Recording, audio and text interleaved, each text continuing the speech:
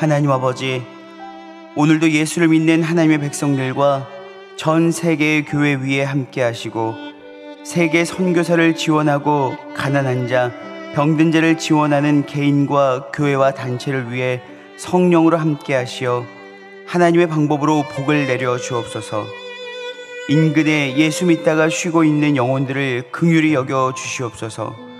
저희들이 주님께서 주신 복을 혼자 누리는 것이 아니라 이웃에게 구원의 빛을 나누게 하사 영적인 아픔 속에 있는 자들에게 복음의 빛, 자유의 빛을 담대히 나누게 하시옵소서. 예수님의 이름으로 기도합니다. 아멘.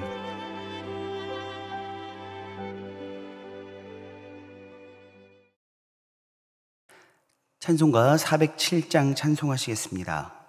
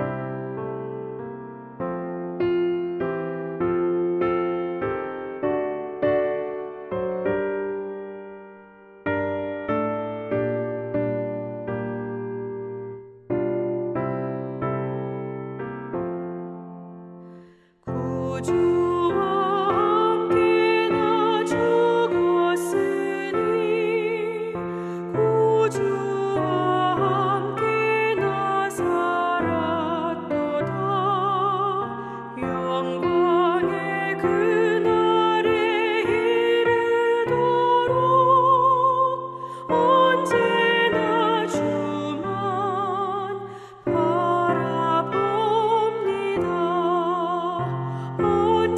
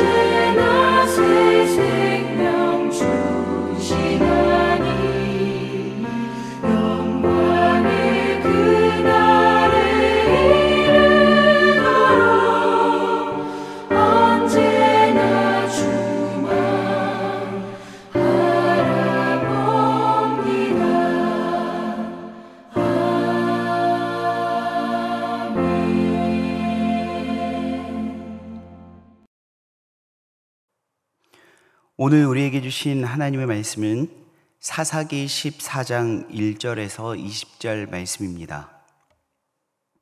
사사기 14장. 삼손이 딥나에 내려가서 거기서 블레셋 사람의 딸들 중에서 한 여자를 보고 올라와서 자기 부모에게 말하여 이르되, 내가 딥나에서 블레셋 사람의 딸들 중에서 한 여자를 보았사오니 이제 그를 맞이하여 내 아내로 삼게 하소서 하매, 그의 부모가 그에게 이르되, 내 형제들의 딸들 중에나 내 백성 중에 어찌 여자가 없어서 내가 할례 받지 아니한 블레셋 사람에게 가서 아내를 맞으려 하느냐 하니, 삼손이 그의 아버지에게 이르되, 내가 그 여자를 좋아하오니 나를 위하여 그 여자를 데려오소서 하니라. 그때 블레셋 사람이 이스라엘을 다스린 까닭에 삼손이 틈을 타서 블레셋 사람을 치려 함이었으나 그의 부모는 이 일이 여호와께로부터 나온 것인 줄은 알지 못하였더라. 삼손이 그의 부모와 함께 딥나에 내려가 딥나의 포도원에 이른즉 젊은 사자가 그를 보고 소리 지르는지라. 여호와의 영이 삼손에게 강하게 임하니 그가 손에 아무것도 없이 그 사자를 염소 새끼를 찢는 것 같이 찢었으나 그는 자기가 행한 일을 부모에게 알리지 아니하였더라. 그가 내려가서 그 여자와 말하니 그 여자가 삼손의 눈에 들었더라.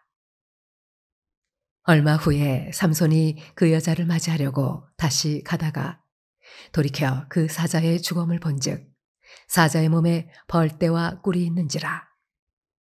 손으로 그 꿀을 떠서 걸어가며 먹고 그의 부모에게 이르러 그들에게 그것을 들여서 먹게 하였으나 그 꿀을 사자의 몸에서 떠왔다고는 알리지 아니하였더라.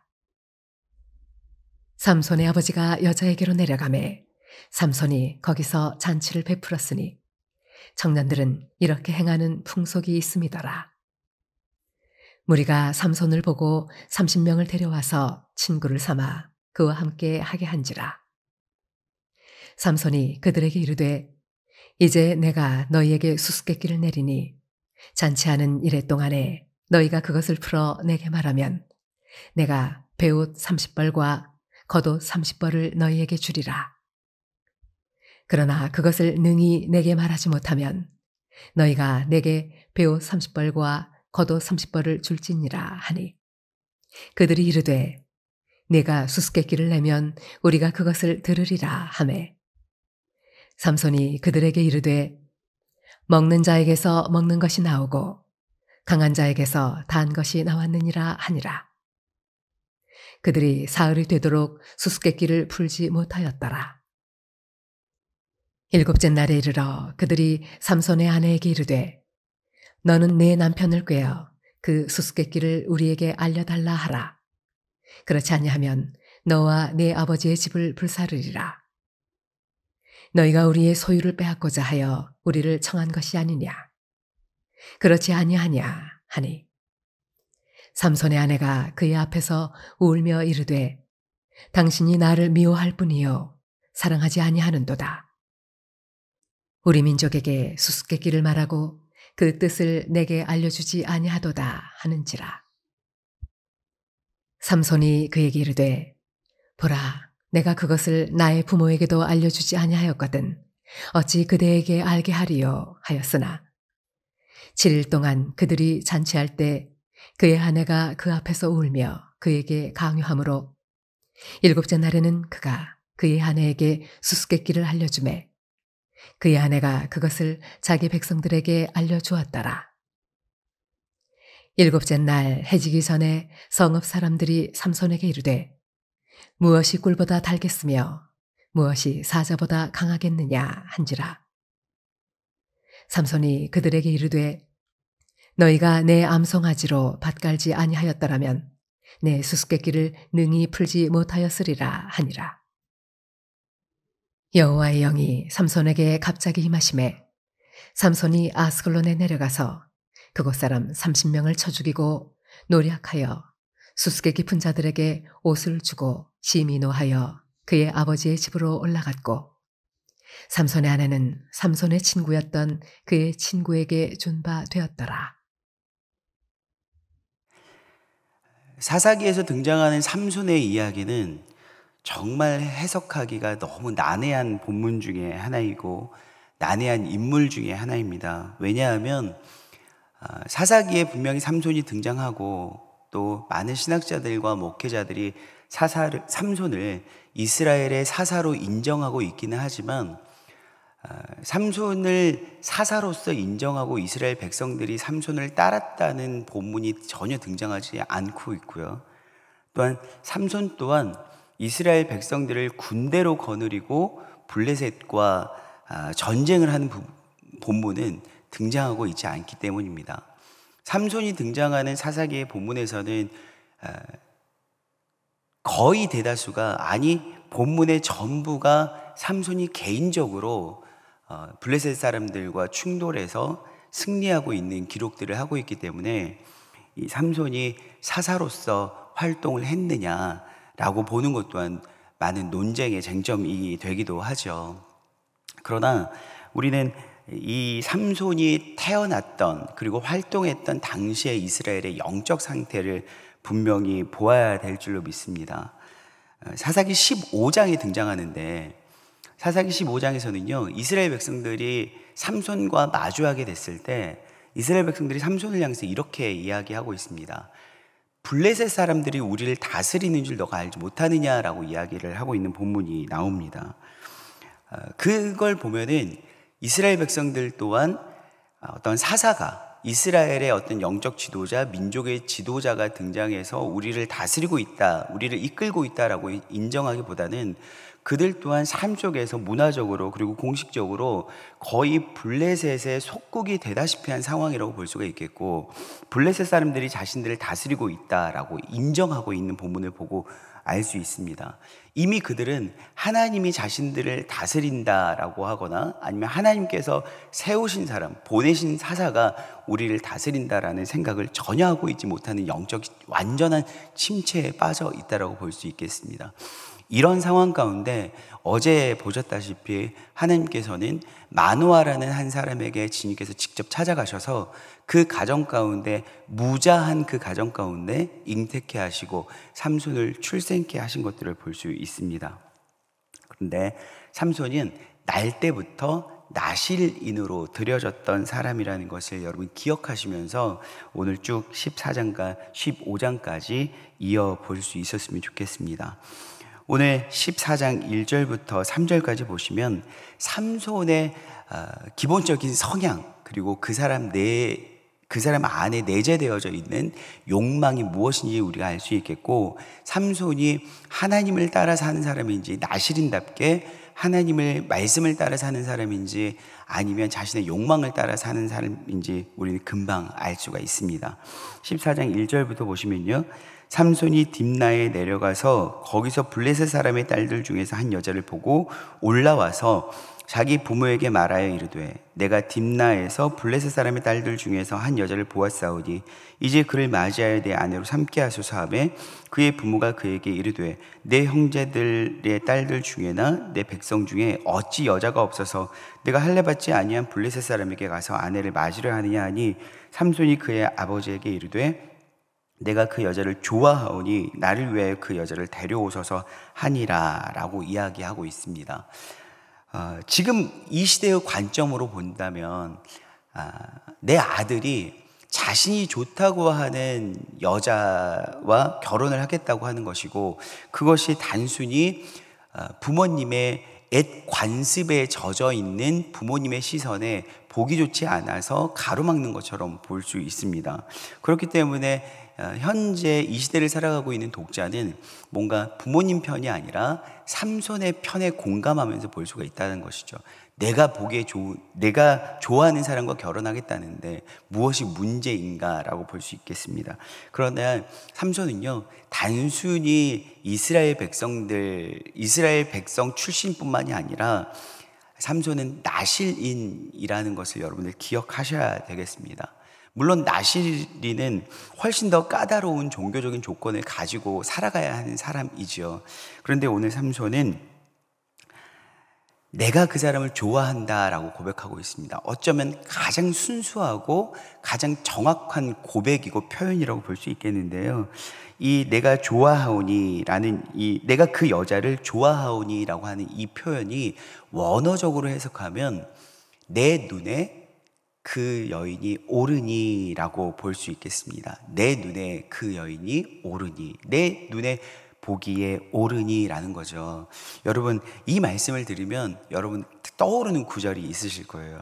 사사기를 관통하고 있는 말씀, 각 사람이 자기 소견에 옳은 대로 행하였더라라는 하나님의 옳다라고 말씀하시는, 옳음을 제시하시는 하나님의 기준이 아니라 자신의 눈에 옳은 대로 쫓아 살았던 이 사사기를 관통하는 이 명제가 삼손에게도 여전히 적용되어지고 있다라는 거죠.